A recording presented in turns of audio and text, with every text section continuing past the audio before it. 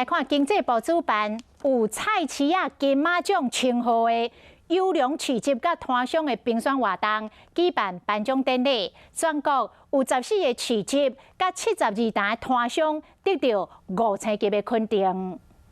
经济部处长林全玲亲身颁奖予得奖的市集和摊商，这是经济部优良市集和乐活名摊评级的颁奖典礼。那我们会来透过这样来做标杆的示范的一个推广跟学习，重点就是要让大家更了解我们传统市集可带给大家的一个最基本的需求之外，还有很好的价值存在。 透过遴选和颁奖，希望找出有经营特色的传统市集和摊商，小解给民众。多元化的购物方式哈，